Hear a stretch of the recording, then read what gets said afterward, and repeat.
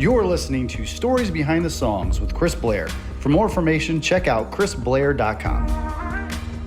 Hey everybody, Chris Blair here, and on this week's Stories Behind the Songs episode, we are joined by Brooke and Jack, a country-based female duo, also known as Trailer Flowers. Their tight harmonies and empowering lyrics give them a unique edge in the country music world. You might have seen them on America's Got Talent singing Who You Are. It's a song they wrote to encourage listeners that they are enough. They also have a song called Daughters of the King. That's a new single that's out right now. So go listen to that anywhere that you listen to music. In this episode, it was so fun. Jack and Brooke talk about how they fit into the industry that is always changing and growing, and how they balance success with authenticity and their next steps in Music City. These girls are some of the most talented and genuine artists in Nashville. Jack actually worked for us at the listening room for quite a while, and I just love them to death. You can keep up with Trailer Flowers on Instagram at Trailer Flowers, and make sure to subscribe to Stories Behind the Songs to stay up to date with new episodes. Share this with your friends. You are the reason that we keep sitting down with exceptional songwriters and artists in the industry, and we appreciate your support.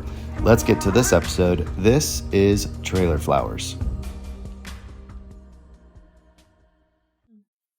Hey everybody, here is another episode of Stories Behind the Songs. I'm your host, Chris Blair, and we are here in Nashville, Tennessee at the listening room with Trailer Flowers. Hello. Hell yeah. Jack and Brooke in the house. How you guys doing? Good. Thanks for having us. Yeah. I'm so pumped because I've known both of you for so long now. Yeah.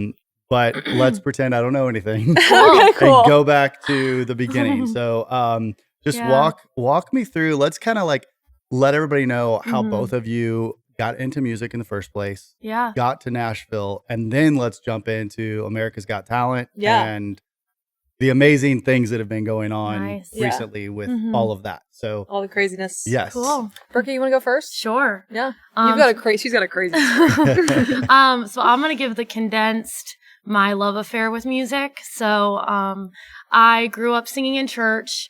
My mom worked at Stovall's Grove in Wildwood, Missouri, which was this 100-year-old barn. Yeah. I used to play there. You know all about that? No way. Yeah. We're all from like the same place. Yes. Yeah. Which is crazy. Which is weird. Yeah.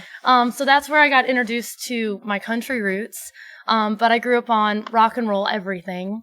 And at 18, I ran away from home. I left Missouri. I was not going to be the good college girl. And I knew at 18 that I was either going to die a wedding singer, like a really good wedding singer, or become a superstar. And so I was on the wherever God takes me path, and found out very early in my journey how important relationships are. And so made a lot of mistakes, met a lot of crazy, awesome people, one of them Jack, and my previous duo, Alan, who were like my anchors in music. Yeah. And I got so lucky because I met these songwriters. So it was this beautiful pairing both times, where I got to, take my stories and learn how to be a writer, but also in the same sense, put my stake in the ground that no, my heart is entertainment, my heart is the stage, my heart is storytelling, my heart is art, all things artistry. Yeah.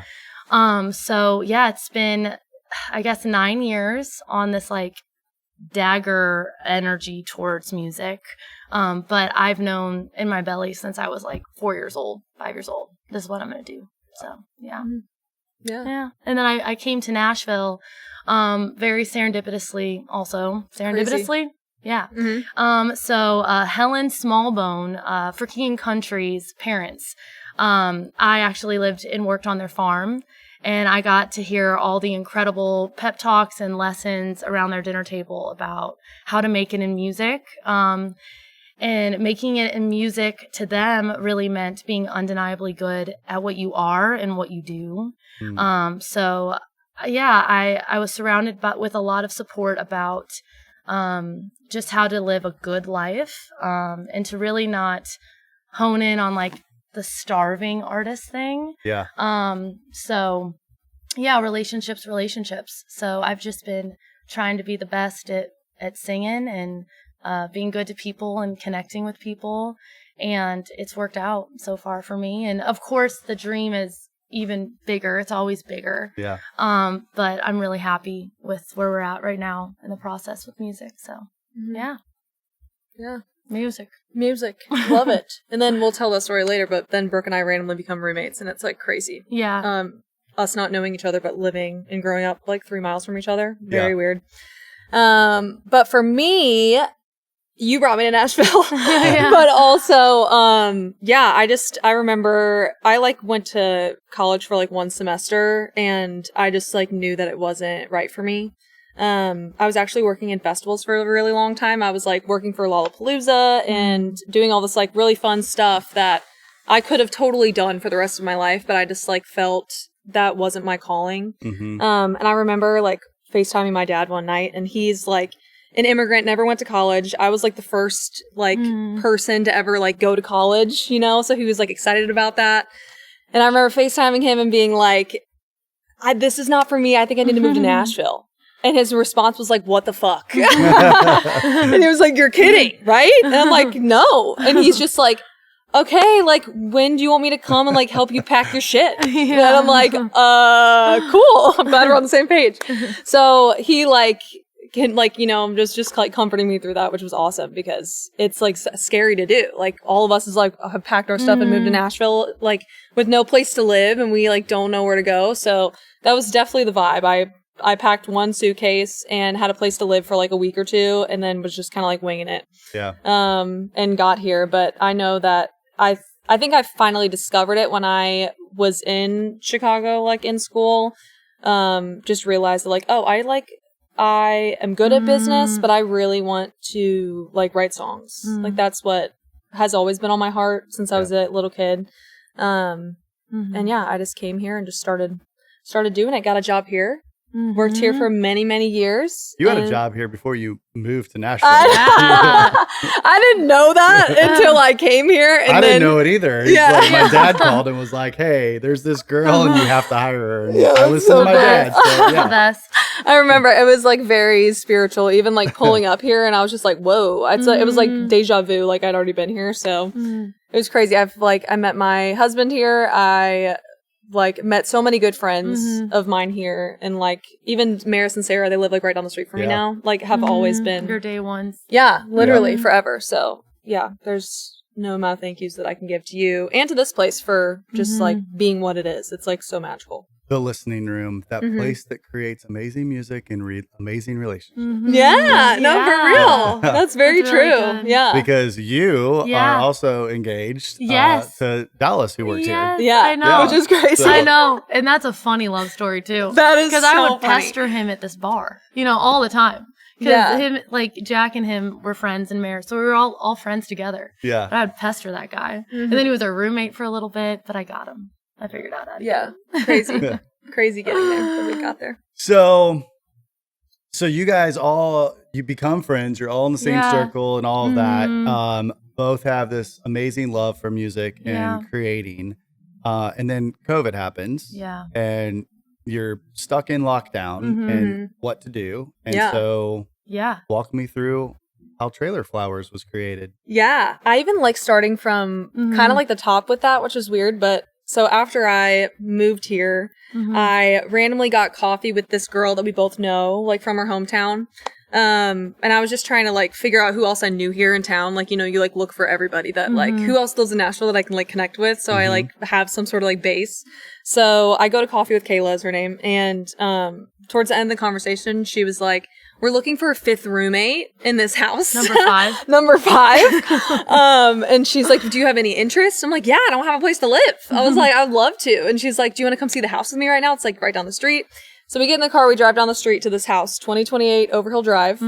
And we pull in, and there's another car in the driveway, but I just like don't think about it. So me and Kayla are like walking through the house, looking at the rooms and stuff like that. And then we walk up to the attic, and Brooke is in the attic. Like, Scoping it out. Someone's going to end up in the attic. I was like, who the hell is this? So, of course, like, she doesn't say hi to me. She just, like, grabs my arm and looks into my soul. And she's like, you have Jesus eyes. And that was like the first thing that she said to me. Are and you I was, serious? Yeah. I was like, Wow. she's freaking crazy. I'm like, can't wait to have her as a roommate. So then we like even planned like a like kind of like a friend date, and it was actually at the factory in Franklin, but we go and we hang out for like hours. Hours. We skipped church. We were Yeah. supposed to go to church. Yeah, we did. We skipped then had church. Yeah, and then we had church. But then it's like then we knew like everything about each other, kind of did the rundown, and we just like immediately chose each other there, like that we were going to be just like friends. Like the chosen family thing was very strong for us.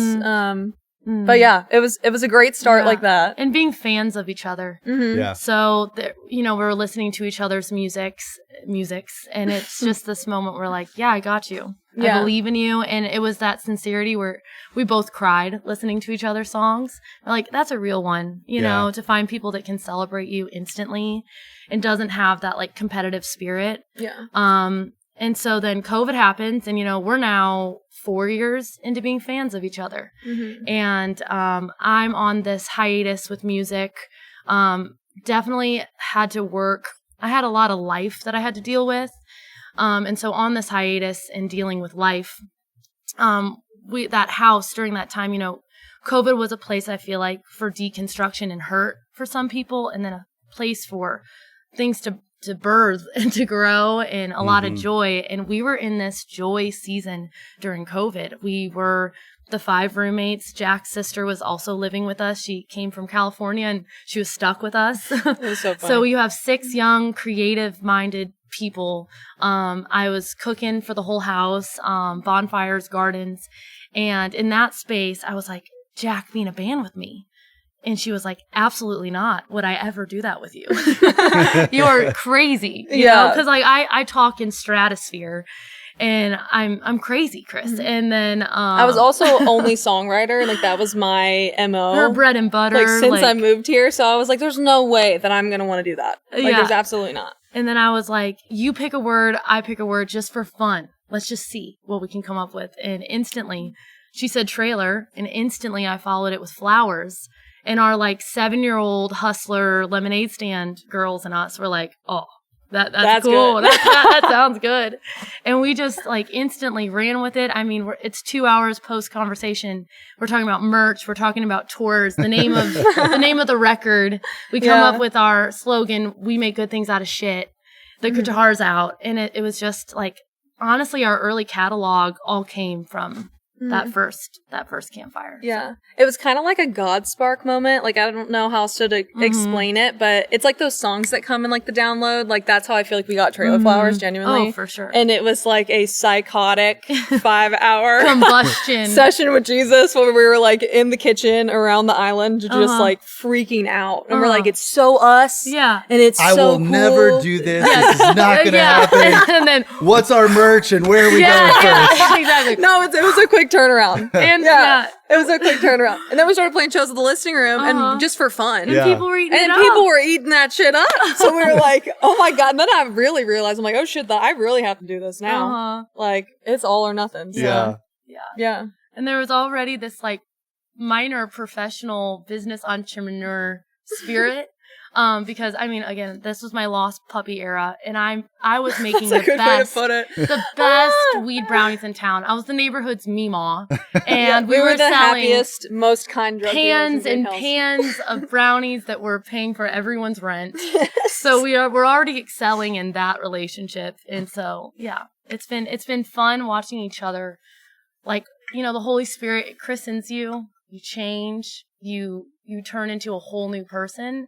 And I think what's so intimate about the brand is like, that's the trailer flower. Like you have this baggage, you have this story, you have this mess, and we're all about meeting people where they're at in the songs and the writing. And we have these characters and we meet those characters where they're at, but they change into something extraordinary. Yeah. And so Jack and I have that camaraderie, you know, where we chose each other. Hot mess. Like we were like, oops, did I really choose this one? Because she's a mess. Like, oh, now I got to cover her ass. She should get beat up in this bar right now. Yeah. But I chose her. Mm-hmm. And so it's been really special turning into these like awesome women, you know, that got wifed up. Yeah. Who would've thought? Soon to be wiped up. Yeah. And so there's just a lot of territory to write songs. There's Yeah. a lot of space because we know each other so well. And our writing circle's pretty small because, we're into writing songs with people that know us, that we care to know them.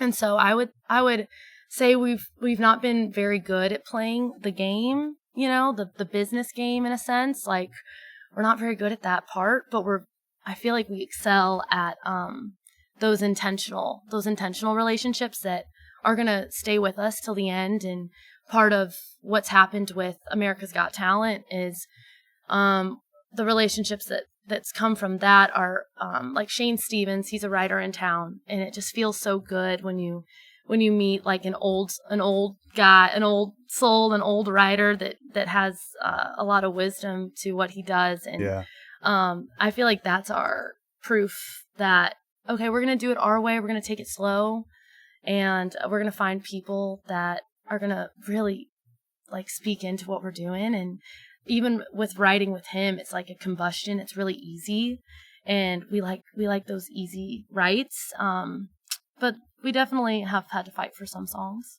Mm-hmm. But yeah, the show has What really, do you mean by that? Fight for some songs? Yeah, like those songs you pick up, you put down, you pick back up, you throw across the room. Fighting to finish them. Yeah. Okay. So we're not afraid to get into those rights, but a lot of the Trailer Flowers catalog is that easy thing. Yeah.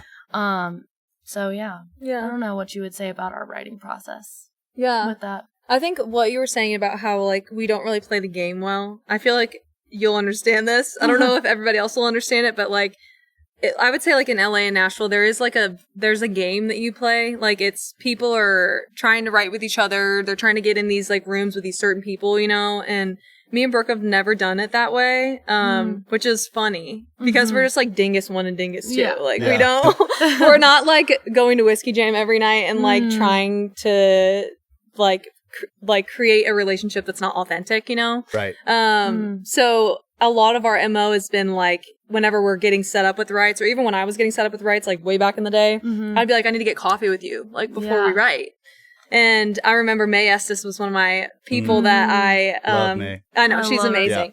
Yeah. Star power, May. But I remember texting her and being like, hey, like, let's get coffee, like, before we write. And she was just like, no one has ever asked me to do that. And I'm like, that's crazy to me because I don't know if it's just everybody's different, like a different writer, and I don't know if it's just because like my style of writing is very like, it's interesting. I can either write a song about like a sugar daddy or it's like a super emotional, like very documented thing. Yeah. Kind of like Daughter of a King, the song we have out now. But so that's kind of like how we attack that. It's like, it's me and Brooke in the writing room, and then it's, the people that have like organically gotten to us, like Shane, for example. Like, he just put a show here the other night, but we love him so much. And that was just like a relationship first. Like, we hung out with him first, and then he was like, let's write. Here's the thing. Like, I think there's so many people in town that look at that quote unquote playing the game. Yeah. Where it's like, all right, you've got these camps of these amazing writers. I have to write with them. Right. Absolutely. Yeah. But here, like, I tell people this all the time. Like, can you do that and have success with it? Of course you can. Yeah. Right. Yeah. But make your own camp. Yeah. Like, that's what, like, and don't try to be like or do what everybody else is already doing, because by the time you do that and you catch up, it's on to the next thing anyway. Yeah. So good. I would say like what you guys are doing good. is the right way to do it. And if you're creating what you're creating and you have your camp and you write so well together with the two of you and then the other couple people that you write with, let that be your thing. And if it's there, it's gonna take off, and then everybody's gonna be like, man, I just moved to town, I gotta take Brooke and Jack out for coffee again.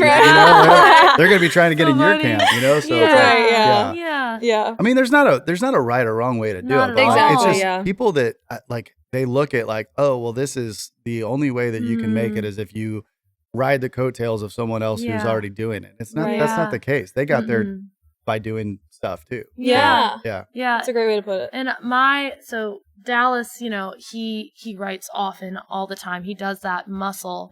And I think, it depends on your heart towards it, people who can enter a room and be honest with what they're bringing and what they hope to receive too, you can come into a writing room. There's spaces where I value knowing what I am, that my energy's towards artistry and not being a hit songwriter. And Dallas has always said, Brooke, you're never going to outright this town. Don't pretend to do that, And so our duo is also like, we respect and honor songwriters, right? Yeah. So when we're in settings where, I am having the opportunity to write with someone extravagant, that's an opportunity for me to learn, and I think that there's a lot of we didn't really have to go through some of the growing pains of doing the short circuit just because we innately knew that wasn't for us. But yeah, I think it's important to the cliche of knowing what you are and what you bring, because my first couple years I dealt with a heavy dose of insecurity that I'm what's the saying, when you're a small fish in a big town, that thing happened to me, where I looked around me and I was like, everyone's beautifully stunning. Oh shit, they're playing guitar. Oh fuck, and they're comedic. Oh my God, and they're writing their songs. And I had to deal with that, and I had to strip it all back. And I'm like, well, what do I want to be? What do I want to do? And I think it's hard for the hybrid songwriter artist in town now. Like, it's really hard for us to grab our ego and be like, it's okay if I'm going to invest here and if this is my strategy to be this thing, And so I've given myself permission to be an artist that wants to cut the best dang songs this town has. And I think that the turn of like Taylor Swift, when that wave happened, it's beautiful. And I think everyone's leveled up and everyone can write a song now, and it's phenomenal. But I'm really interested to see if this town is going to start to swivel like how it was in the 90s, where you have these landmark artists that are willing to cut the best dang songs the town has. And so we're really passionate about protecting each other's heart wish. So within that, Jax is to write really good songs, and mine is to sing till I'm 87 on stage. So I think Trailer Flowers we're going to be taken care of when we're pursuing that. Yep. You know what I'm saying? That balance of working towards what each other's like true heart wish is, not the whole thing, you know? Yeah. Mm-hmm. I love that. You said, don't outright this town. I think that's so good. For new writers that are coming here, or people who have been here, like, don't outright this town, but outright yourself. Yeah. That's so good. You can outright the town. Yeah. Like there's no way you can. No. There's so many incredible songwriters here. And it's like, even bringing it back around to that, which I love this topic because I'm passionate about songwriters. But there's so many like artists even nowadays that are cutting all of their own songs when they could be cutting some incredible outside songs, because like not everybody in Nashville can sing. Like everybody in Nashville, like all the writers can write, but not everybody can sing. So it's like, it's finding that like that sweet spot of like, of authenticity within your artistry, which Brooke is like the definition of that for me. It's like there's so many songs I've written by myself that she takes and she sings, and I'm like, whoa, they're like, they're so much better now, you know? So yeah, and they're beautiful and incredible that way. But also having that mindset of like, hey, I write great songs. Brooke can sing them great. But if Ashley Gorley or Shane McAnally or Josh Osborne or Chris Stefano or whoever throws a song at you and says, hey, like that's the mindset that you have, right? Oh, we are cutters. Like, we are cut cutters. You don't have to write the song that you're gonna do. I get one amazing song a year. That's it. Like I write by myself a lot of the time kind of thing. They come in 15 minutes from Jesus, and it is like Jesus is giving me these songs. So I'm like, that is my situation. So it would take fucking 10 years for us to get an album out of that. Yeah. So, and I think we know that. So it's been the pleasure of our life to hang out with Shane and to get like amazing songs with him. He's been he wrote Fancy by Walker Hayes. He wrote American Honey by Lady A. There's so many more. Just number one smashes. Yeah. And he is just like, when you get around him, like, he is a songwriter. Yeah. Like, it's just coming at him at all times. Yeah. So that's just magical and how see. you said too, you can outright yourself, like just with like be an artist that also does enjoy writing, you know, tell your story and all the facets that telling your story is, and that's writing a song and making a Skittles jingle, like be all of it, you know. You don't have to put permission on like, oh, this is my brand, so now this is me. And I think that I do have a little fear that people are going to deal with some past regret or anxieties, you know, the anxiety that comes with, okay, I've established this brand. I've entered the limelight as this thing. Now I got to be it. That is a confining space to be in. And so, yeah, I'm really, really eager to go thrifting through the greats catalogs one day soon, you know, and find the side of the industry that is business that gets it. Yeah. Because we've also dealt with a lot of, everyone in Nashville's kind, but dealt with a lot of, okay, I'm in these lengthy conversations. You're the business brain side of this. I can't keep up with the algorithm of cute, adorable dogs and homemade recipes, right? And so it's hard to be the whole shebang and to be a label and the whole deal. And so I think, yeah, finding your camp. And I'm really eager for our camp, the business side of our camp, to reveal itself, because we've been independent.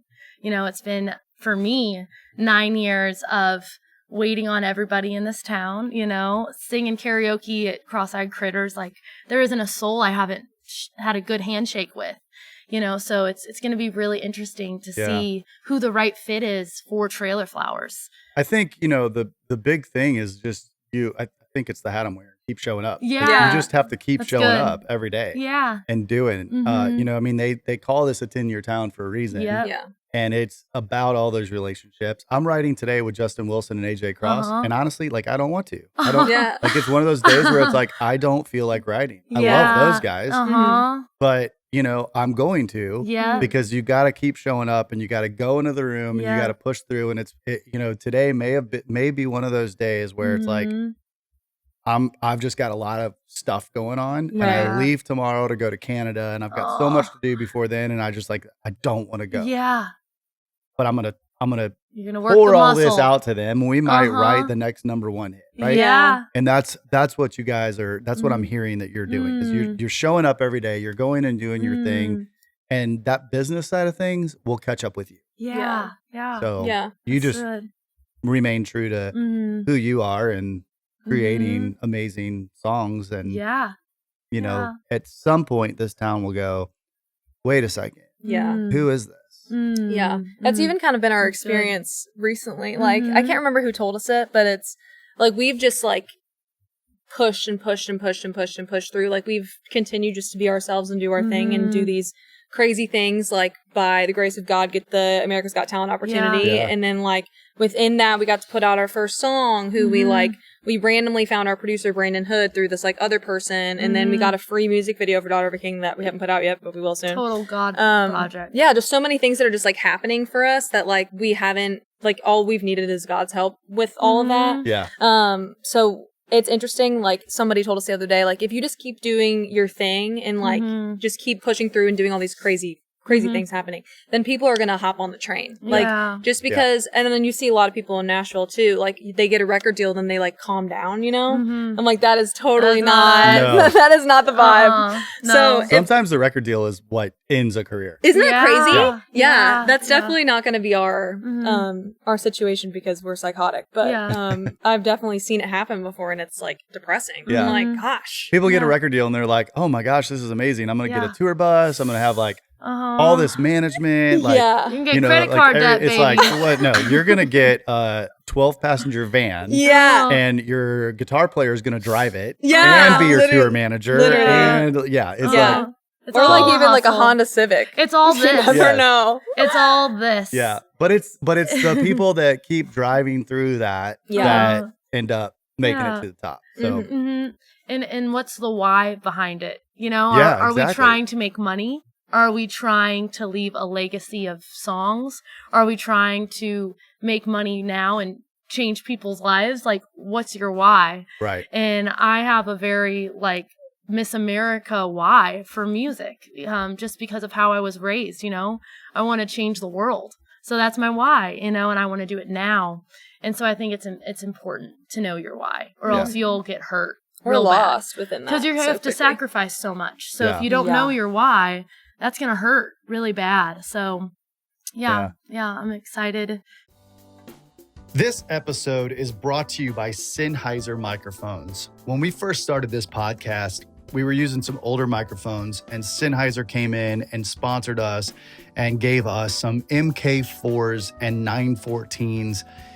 And I mean, I'm telling you, it's made all of the difference in the world. We love these microphones. We use them at the listening room as well.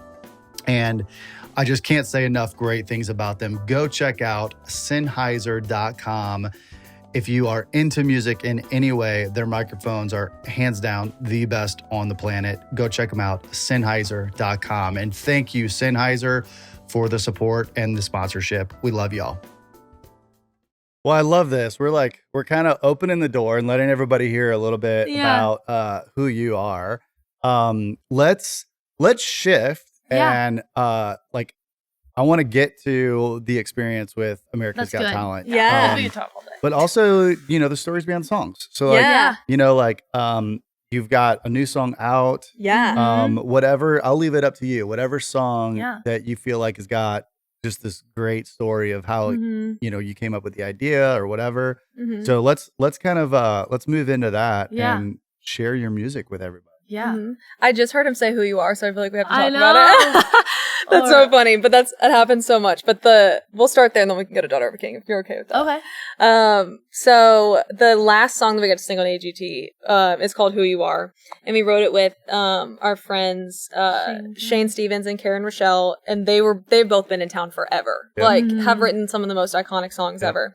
And we just kind of were on a writing retreat with them and ended up writing an insane batch of songs in 5 days, our favorite songs we've probably ever written. But yeah, Who You Are was this kind of a what's the word am I looking for? Inspirational moment that we got to have on AGT, and it was very different than our first audition, which was Daughter of a King, which we'll get into. But yeah, we got to go and sing that on national television, and it was kind of a bummer because we got with reality TV, there's casting and producers and all these other things. So we kind of got to do what we wanted to do the first time around, but not the second time around. So I don't think that song got its shining moment. Yeah, its shining moment. Yeah. It was very deeply produced out with a track, and me and Brooke are very raw. We're we're up on the listening room stage playing with just a guitar, telling our stories, so we definitely had to make it more produced for the show.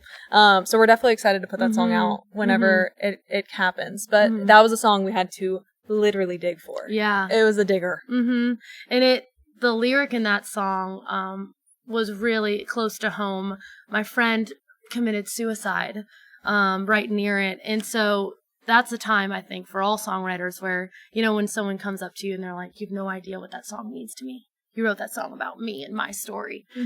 So that song was kind of birthed in this. It had the face of joy and truth. You are incredible. You are, what's the lyric I'm looking for in the song? This is so, you're I don't know enough. why as a you're songwriter enough. I've never known my lyrics. Was the lyric, you're enough. And then with my friend passing, wow, then you saw the power of that lyric. Oh, that's not just a joy, sweet moment. Wow, that says a whole lot right there. So we always make it about the one in the room. That was a hard lesson I had to learn early in touring and music and fighting for the dream was, are you singing for at least one person in the room? And does it satisfy you to meet the need of that one person in the room? So that song did that. So we had this really hard go at that back half of the show time. I was sick with COVID. I'm still recovering. My uncle passed. It was a really hard time out there in California. It was lonely. California was tough on us. And then our boots make it to the homeland of Tennessee. and we get like a DM speaking straight to the lyric of that song, like, you've just saved me, I have not been okay. So it's just the power of doing what you're called to do. It might look really messy on paper the day that you're there, and I know, speaking for the writers, that we're so grateful that we didn't throw the idea out the window, because it was like a 2-day situation where it felt like we had 2 choruses, no bridge, and no verse. But somehow it worked, and we just had that moment. It's a very hooky song. But yeah, it was a tough song to write because it was big, and we were stretched out of our comfort zone, because in some aspects we were trying to kind of write to the opportunity of the show, which was that inspirational funnel. So I think we're very much eager to release the song, because we didn't feel the most supported sonically out in California. So I think we're really hungry, us and the writers, to give the best presentation of that song. So that's one of the songs in the catalog, Who You Are. And I like how you said too, with the singing for the one in the room thing, like with Daughter of a King, it was such a wide reach. Like we call our fans our flowers. Like there's so many flowers that like came out of the crevices that were like, this is my story. And it was insane, just like whoosh all at one time. And with Who You Are, like we felt this, like there wasn't any movement with it. And we kept saying to God, like, God, if this is like, if we're here and we're just doing this for one person, like everything that has happened, like while we've been here has been worth it. And then, you know, we didn't see the fruits of that until we got back to Nashville. And then we read this DM that's like, you saved my life with this song. And we were like, okay, crazy. So just like Brooke said, we're really excited to like get that out and let that song have its moment. With Daughter of a King, you know, whenever we did get like the first call from AGT, we actually got a call from The Voice like months before AGT, and we had like our tickets booked and everything with them. And then they were like, you know what? We're actually not going to use you for the season. And we're like, cool. 6 more months. After all of that like auditioning process, you know, there's so much, because we didn't get casted for it. We like started from the bottom and then went all the way to the top. Virtual open call. Yeah. Hey there, y'all. I'm Brooke. We do the whole spiel. So then we get a call from America's Got Talent, and you know that one goes all the way through, and we get this moment with Daughter of a King, you know, like the original song. Yeah, and this time, the first time we're out in LA, I'm sick as a dog, and I have like a kidney infection, all this stuff. There's always something crazy that happens to us. Always. Like almost didn't get on the plane where like we're doing it. And we get on stage and we sing this song that I wrote in my bedroom and that Brooke sings a lot of. And it's just like, it was a moment for us, like, that was Brooke's childhood dream, like to like have her vocal moment on this like massive stage. And then it's my childhood dream to have like a song that I've written be sung, or like even it's more special for even us to be singing it on this big massive stage. And then like the response that we got was from that song. Yeah, it was, I don't even know how to explain it. Like I felt like we were on a rocket ship and we were just like going. But yeah, there was a lot of great that came from that, and we got to sing about the Lord on national television, which was really great. And I feel like a lot of people don't get to do that. So yeah, we feel very blessed with that opportunity, and that song has had such an impact. It's got like over 1 million streams with like no backing from any label or help or anything. Like it has not been pushed. So it's been crazy. And she wrote that in her bedroom. Yeah. Thank you, Jesus. Do you want to play part of it? Yeah, we totally can. Yeah. Sure. Let's do it. We love this song so much. We've been playing it here for years. Let's just do the first verse and then cue. I'm going to sound like Is that too low for you? When I was young. Is that too low, or is that okay? Okay. She always gets mad.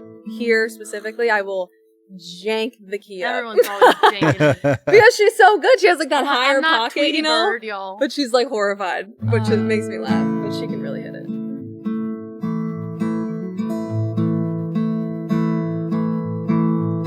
When I was young, I had to be old, had to be a mom before kids that weren't even my own. When I was young, had to take care of the house, had to tuck them in at night, make sure all the lights were out. When I was young, I had to be old. When I was young, I had to be old. When I found God, He told me I don't waste no time, it all works out. Just wait and see, I know it's scary, the unknown. But I will take the wheel when you spin out of control. And when you think you're not enough, just look at me to remind you you are the daughter of a king. Sorry, you were all the way down. I know, always. So good. Let's go. So I love funny. that song. Yeah, she's always making me go so low. I'm like a man. Well, my favorite memory with this song is, you know, we lived together for years and years and years. This was while we were living in a house that I did not want us to live in. I had a nightmare about it before we moved in. I had bad vibes about this house. Always. And she comes, you know, my favorite moment is when she'll come run into my room. She's like, I got something, but I don't know if I got something. Do you mind? And so those are, for me, that feels like the most God space for me. Like, thank you for that opportunity, you know? Yeah. And I'm like, in those moments, I become like a pageant mom. I'm like, oh, baby, you did it. We're buying land. She's so funny. You know, your catalog, this is great. This is it. Yeah, so. Brooke's like the reason why I found out that I was like actually good at what I do. Like it was very funny. Like so there was one song that I wrote that it was like my first. Yeah. It was my first like I know this one. good one, you know. And I'm outside like near the fire, like singing about it. And I remember Brooke's like reaction to it for the first time, and she was like, oh my God. She's like, what is this? She's like, this is the best thing I've ever heard, blah, blah, blah. And I'm just like, you know, I don't know how to respond to any of that. Yeah. So yeah, it's been her for sure. And then it's been coming to the listening room and playing them and people being like, this song has changed my life kind of thing. And I'm just like, what? Yeah. So that's like a songwriter's dream. Yeah. It's been Nashville for me. So. And you creating the place where people can be still enough to hear the songs for the first time and to have those first moments with songs. Like the listening room does that for people. So yeah, thank you. It's such a blessing. It's so fun for us. We have the best time playing here. Yeah. Always. There's always like a group of, we'll sing Sugar Daddy, our song, and like all these like older women will just like be standing up like on the outside. It's like, oh my God! Pointing at their husbands. They're like, it's my Sugar Daddy. It's hilarious. So we have a good time. Always. Yeah. Well, before we wrap up, what is next? Like, what are you guys working on right now? I know the like music coming out, obviously, but you know, are you gonna hit the road? What's going on? I think our efforts are being patient, finding that catalyst, that business-minded person. Jack always jokes, we want to be the Shaq of country music. So it doesn't seem like a bad deal. So we're just waiting for our people that are going to really work us. And we're going to concentrate on getting the songs out that we can get out with the relationships that are all in and supporting us, whether it be producers or the incredible writers that are coming behind us. Like, we're cashing our tokens in. We're going to do this with you. Yeah. So we're going to focus on the music and hopefully flirt a little more in town and see if we can get some help to get these songs out there. Yeah. So yeah, we're just going to keep being ourselves on TikTok, and we're doing like a podcast run right now, which has been super fun. Seeing all like a bunch of our old friends and meeting new people, and that's been great for us, even though we're chatters. So usually we need to be like filtered to the extreme. But AGT did a good job. Yeah, we are getting married. Yeah. We're going to be busy doing that. Yeah, get married, doing our thing. Yeah. I love it. Yeah. Cool. All right. Well, I always end on the same question. Yeah. So we'll do it. You pick who goes first. Cool. But if you both go back to that Missouri town and talk to 8-year-old self, knowing what you know now, what advice do both of you give each other? Yeah. Interesting. Ooh, do we give each other? Oh, each other. Yeah. Oh, that's really good. I love that. Well, that's chilling in a way because we were in that situation, which is so cool, you know, because we didn't know each other until we moved here. Right. And we went to rival high schools, the whole thing. So I would tell 8-year-old Jack, you're allowed to not be liked by everybody and that you are so loved and you love so well and you're going to do it. That's so sweet. Me and Brooke know each other very like intensely. I felt like therapy. Yeah. Even when you were singing, I'm watching both of you look at each other, and I'm like, you are so connected. We're wifeys for lifeys. We ain't lesbians. We're not. It's either we're lesbians or sisters. I'm like, neither. But it's cool. God, I don't know what I'd tell you. I would definitely, if Yeah, if I was I'd be like physically distracted. there, for Okay. sure you'd be distracted. But I think that I would be like, you're not alone. Even though I'm not here as a friend right now, but I will be, and we are going to be conquering the world together. And yeah, that everything's going to be okay thing, I think. Yeah. That's And so you're going to good. be able to sing. Yeah. Yeah. That's good. Craziness. I love That's it. beautiful. Yeah. What about you, Chris? Yeah. Oh, this was about you. I This love is not about me. I love it. Yeah, Yes. Chris, he came to town as like an artist. I know. Yeah. I know. Artist, songwriter, and then this happened. Isn't Yeah. God funny? It's crazy. Yeah. Yeah, I literally, I put 3 songs out to radio, Uh-huh. started playing Tootsies 5 nights a week, Mhm. Crazy. Yeah. and then writing. And I Yeah. fell in love with writing Uh-huh. and started playing writers' rooms and was like, hey, this town needs something Yeah. bigger and better. Mm-hmm. Iconic places that I truly love Yeah. in town. But I just felt like it could be done Mhm. better. Yeah. And And now you're the 18 godfather. years later, You're the crazy. godfather. Yeah. 18 That's- years. God. Yeah. He's the godfather. Yeah, I don't know. That is. I don't know if I'm okay with that. No, you're the godfather of all these songs. All these songs. That's so Oh my funny. gosh. That's so funny. That's great though. Yeah, this is such a Jesus blessing. Yeah. Like the way that this all came about. It too. truly has been. It's been awesome. Like, like Emily Shackleton was here earlier. And playing every little thing for Carly. Mhm. That she wrote with Carly. Yeah. And those kind of moments, like Mhm. hearing those songs before Carly Pierce was Carly Pierce. Yeah. Exactly. Like she was just my friend, Mhm. right? Yeah. And being able to watch stories like that, and I've got 100 of them Yeah, it's crazy. that like that Powerful. they grow up and watch them. I sat down with Carly the day that every little thing went to radio for the first time. It was like, and having people like that still come back and they're still friends and they're true to themselves, and like that's what I am excited for you guys. Like Aw. Yeah.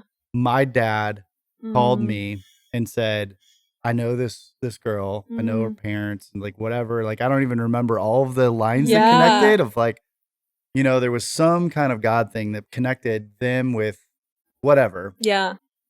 And I was like, okay, Yeah. I'll hire her. Like I Yeah. trust you, That was me. and yeah, and then like, the way that the both of Mhm. you met and Yeah. being able to come back, a year or two later and sit with you while, Mhm. you guys are on award shows. Aw. just Yeah. Look That's forward cool. to that. You're so Like, good. Yeah. That's what I love. you know? Yeah. I just got lucky. I Yeah. just Aw. started a place that, God Mhm. built this, not me. Yeah. So, Amen. It's it's really good. been fun. I just show up and Yeah. keep showing up. right? Yeah. love No, it. I love it. I That's need to all Full we get a can circle. hat. do. There we I need to go. get a Yeah. hat. That's all we can do is keep showing up. Yeah. Uh-huh. I love it. That's Well, it's awesome. been awesome hanging out with you. Yeah, Thank you for too. having us. Yeah. I We'll love do it. it again soon. Yeah, we Cool. should. Appreciate All right. you. For sure. Well, thank you everybody out there listening. This has been another episode of Stories Behind the Songs, and you've been listening to Trailer Flowers.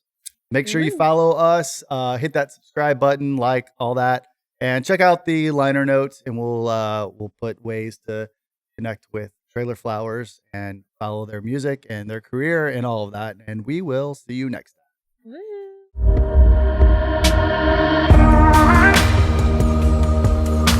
This has been an episode of Stories Behind the Songs with Chris Blair. For more information after the show, head over to chrisblair.com. That's where you can find information on these episodes, trailer notes, video links, all kinds of great stuff. Also, make sure to leave us a great rating on iTunes, like and follow us on Spotify, YouTube, wherever you listen to podcasts. Leave us a comment, let us know what you think. I really hope that you think this show is awesome, and we really appreciate the love and support. I promise to keep gathering great content and continuing to sit down with more amazing songwriters and artists as we grow. Thanks so much for listening. Thanks for the support. We'll see you next time.